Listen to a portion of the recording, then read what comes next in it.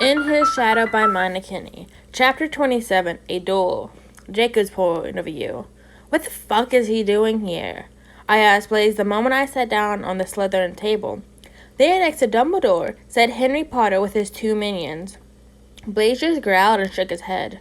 No idea, but if he doesn't leave soon, I cannot guarantee his safety. He grumbled and pulled his mates closer. I kept one eye on the Potter while trying to figure out why he was here. Maybe they're not making progress in the treasure hunt, Pansy said, running her tongue over her teeth. Luna sensed the angry alpha pheromones coming from her mate, so she quickly began to cater to her by feeding her and patting her mate profusely, trying to calm her down.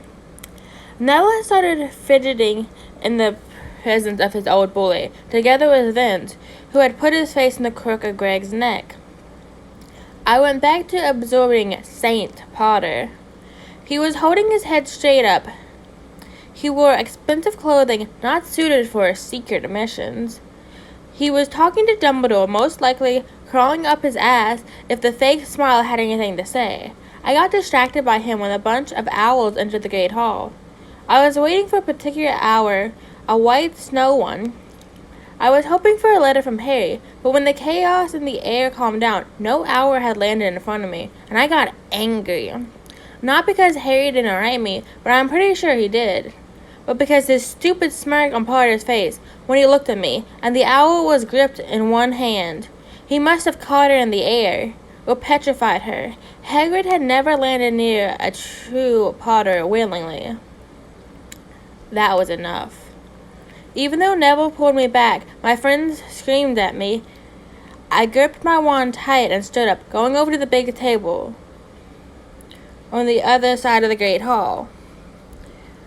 By now, everybody's eyes were on me. I stood in front of Henry, who was trying to untie the letter Harry had sent me.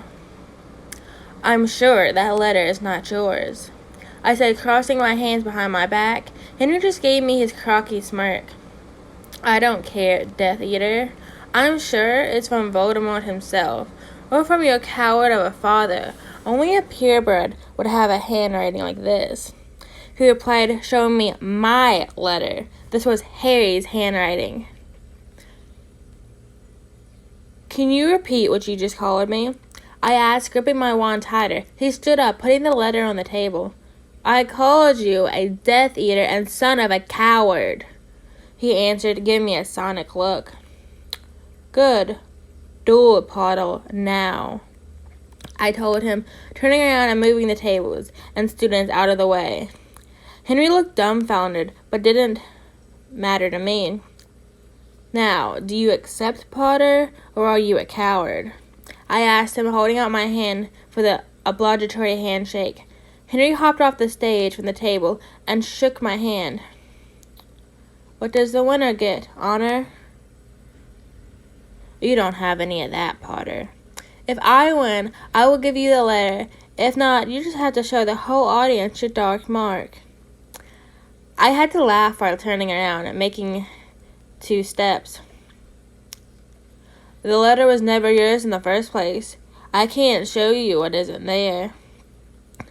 If you would shut your loud mouth for a second, Potter, I would have told you, in the case I should win, you are to leave this place and to never return, together with Weasley and Granger. For the sake of other students, if you should win, decide on whatever you want. It was risky letting him decide his own price, but I had been training in duels since I was old enough to hold a wand. We purebloods deeply believe that war and fighting is an art that you have to master, and I was on a good way. Professor Flitwick, would you do us the honor and act as a judge? I asked the teacher, turning around, waiting for Harry to attack. Expelliarmus! He shouted his signature spell. He had not mastered the art of silent spells, so I would always know what he was going to do. I cast a spell and attack with a petrifying hex. Henry was quick to block. The crowd began to cheer, and now Henry would lose his concentration, swimming in the cheers of his fans and his own ego. Now was the moment to attack. Glacius Terra, I shouted, so Snape would be able to save Potter's ass before he froze his ass to death. Henry was unprepared and fell to the ground like a piece of ice. Frederick declared me the winner of the duel, while Henry got defrosted from Snape and Madame Pomfrey. As a fair fight, I went over to Henry and helped him stand up. He ripped up the fabric over his arm. He ripped up the fabric over my arm, ready to scream. I was a Death Eater, but I didn't have a dark mark. No one from my family had one. Now, Potter, give me my letter and leave this place, I told him, while he and Weasley ran up to get my letter, and I opened it in front of them. Oh, it's an invitation to the Yule Ball. Neville, we're going to Christmas in Bulgaria, I announced, strolling over to my table and sitting down.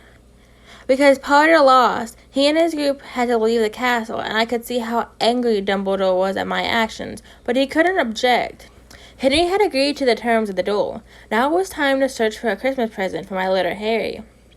And maybe, but only maybe, we'll be able to take our relationship farther.